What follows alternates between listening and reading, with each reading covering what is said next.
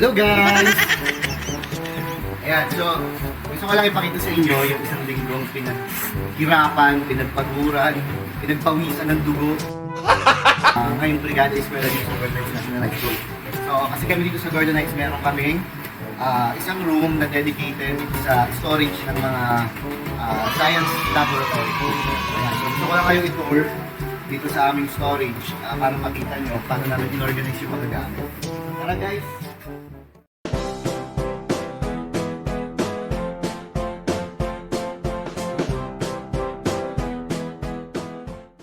Yan. So, punta muna tayo dito sa dito. So, itong cabinet na yan, yan yung bungling niyang cabinet na yan.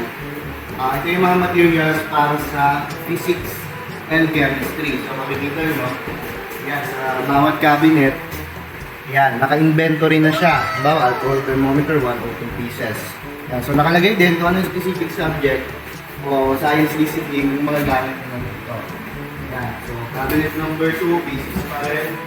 Cabinet number 3, 4. Then, 5 and 6. So, pinakamaraming gamit talaga namin yung mga pang physics. Yan, so, muna tayo dito sa cabinet number 7. Dito sa cabinet number 7, pang physics pa rin. Cabinet number 8, ayan, physics pa rin. Dito sa cabinet number 9, ang naka-store dito, compound microscope. Ayan, so ipakita ko sa inyo yung laman. Ayan siya. Naka-store siya dyan. So anytime na meron manghirap, pwede naman gamitin yan.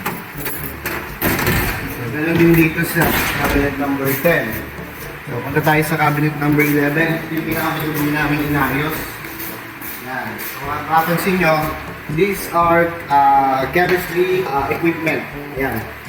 Yung mga nilito sa cabinet na to, mostly, they are glasswares. Ayan. So, napakadugong ayusin.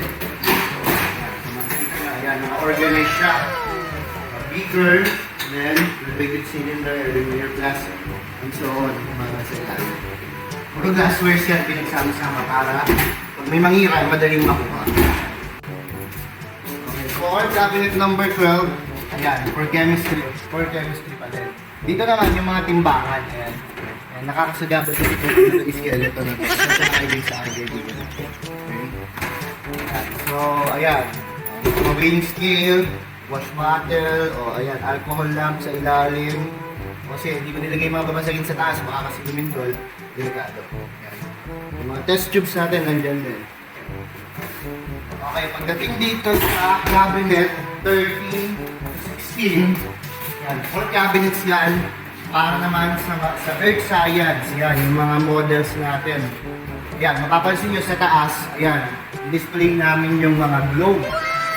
So, para alam nila na this cabinet is for Earth Science. So, dito kung bubuksan natin yan, yung mga equipment, yung mga rock samples, tornado, vortex battle connector, ayan. Nakalagay naman dito yan. Yan. So, yan, puro pang Earth Science yan. Punta tayo sa cabinet number 17. So, cabinet number 17 is for biology naman. Ayan. So, naglagay pa rin kami dito ng compound light microscope kasi hindi nakasya sa cabinet na yon. Then, ito yung mga luma na ginagamit pa nung sinaunang panahon. Hindi ko panahon yun kasi medyo, alam niyo na, bata pa ako, diba? Ayan. So, dito yung DNA model natin. Ayun, pwedeng buuin yan, no? Meron yung mga, yung adenine, thymine, cytosine, ayan. Yung naka-color coding. So, ang ganda ng DNA na yan pag ginagamit sa klase. Ayan. So, nandito din yung animal cell 3-dimensional model. Ayan, so meron tayong 4. So, sa ilalim, ito, ayan, itong mga to, yung mga tray na yan. Ito naman for mitosis, meiosis, cell division. Ayan, no? So, napakagandang gamitin ito sa klase. So, tapos, meron din tayong pang plant cell. Ito naman. So, sooner or later kasi, iaayos namin itong laboratory para siyang magiging science exhibit room. Kaya lang kasi kulang yung 1 week para gawin yun. Kasi, ang ginawa namin this week is inventory ng mga gamit. Na-inventory kami, binigyan namin. Then, i-reorganize namin sa mga cabinet para sama-sama yung mga by subjects. Ayan, so, pagdating dito sa, pagdating dito sa cabinet number 18, yan. So, nandito naman yung aming mga human torso model. Yan. So, 6 na piraso yan. Nandun yung isa naka-display. Ayun, no? Ayun. Okay. So, pagdating sa cabinet number 19, dito naman namin tinabi yung tinabi ko pala yung aking mga instructional materials, yung mga gandang project ng mga performance na sa mga bata, mga board games yan na science related. Kasi gumawa sila ng sarili nilang board game using science concept dun sa specific quarter na pinakalan. Halimbawa, ito pang biology yan. So, tinatabi ko yan kasi pwedeng magamit yan. Lalo ngayon taon, grade 10 ulit ang hawak ko, pwede magamit. Then, nandiyan yung mga personal TV. Yan. So, yung mga ibang gamit mo dyan.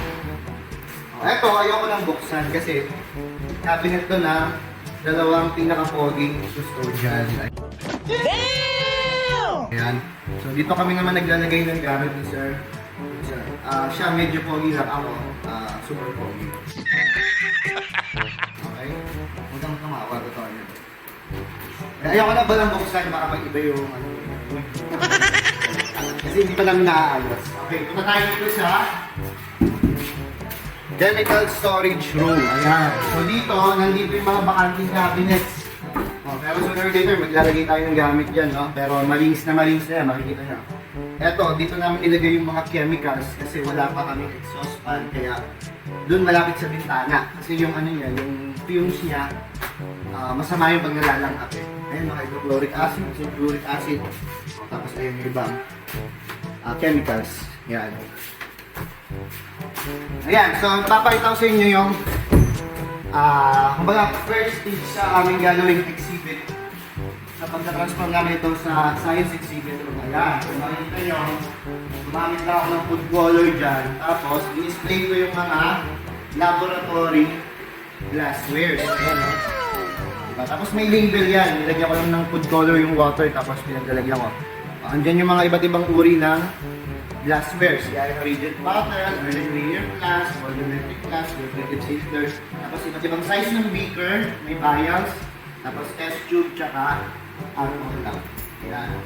Ito parang nagagawa kasi kulang yung 1 week. So probably by next week siguro, masimulan na namin yung pag-transform nito into science exhibit room para kapag dumating yung mga science fair, yan, pwede na dito na lang yung magiging exhibit namin. Ayan, so makikita nyo, only in GHNHS, meron kami sariling storage room para sa mga lab equipment. Tama rin naman dahil sobrang dami talaga. Hindi talaga kaya i-store sa laboratory at the same time gagamitin din na classroom. So kailangan talaga meron din ng malaking space.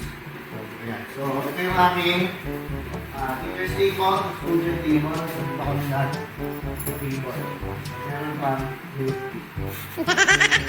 yan, so I hope nagustuhan itong video na to, pero kung hindi, wala akong naman ng pakialam, pero di ba? Gusto ko lang ipakita kasi proud kami dito sa JHNHS. Kung ano yung ginawa namin ngayong BRIGADA ESKWELA. Kasi itong 1 week na to, talagang ito lang ang naasikaso ko. Naasikaso ng mga kasama ko dito. Kasama ang Music Band Society mo nag-ayos dito. Ayan, so wala na akong sasabihin. Bye guys! Ayan. Takpan mo sir! Takpan mo sir! Takpan mo!